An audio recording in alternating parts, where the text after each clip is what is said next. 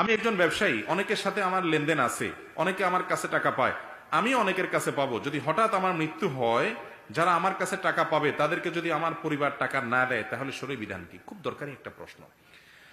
আপনি লোন নিয়েছেন, হাওলাত নিয়েছেন, জীবনে চলার জন্য লোন হাওলাত করা লাগতেই পারে। অনেকে লোন হাওলাত করলে এটাকে খারাপ ভাবে দেখে, না এটা কোনো খারাপ কিছু না।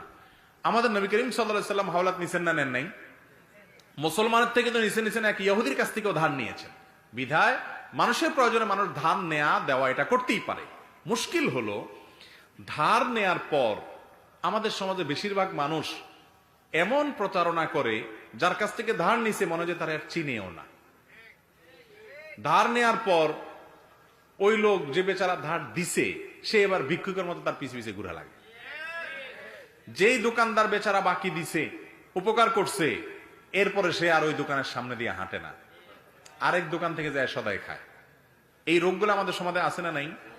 নবী করিম সাল্লাল্লাহু আলাইহি সাল্লাম বলেছেন, খিয়ারুকুম আহসানুকুম কদাআ, তোমাদের মধ্যে সবচেয়ে ভালো মুসলমান সে যেই মুসলমান কারোর কাছ থেকে হাওলাত নিলে, দোকান থেকে বাকি নিলে, লোন ধার দেনা নিলে টাইম অনুযায়ী পরিশোধ করে, টালবাহানা করে না, ঘোরাঘুরি করায় না, এবং বাটপারি করে না, এবং চিটারি করে না, দেনাদারকে পাওনাদারকে ঘুরায় না। এই ব্যক্তি হলো আসল ভালো মুসলমান। ভালো মুসলমান শুধু লেবাসে পোশাকে হয় না, লেনদেনে কায় কারবারে মানুষ ভালো মুসলমান হয়। সেটা আমরা করি না।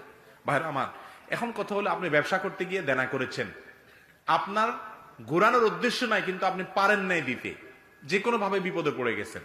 আপনার কর্তব্য হলো পরিবারকে ওসিয়ত করে যাওয়া, আমার স্থাবর অস্থাবর সম্পত্তি যেগুলো আছে, আমি যদি জীবদ্দশায় দেনা পরিশোধ করতে না পারি, তাহলে এগুলো বিক্রি করার পর আমার সম্পদ থেকে যেন দেনা পরিশোধ করা হয়।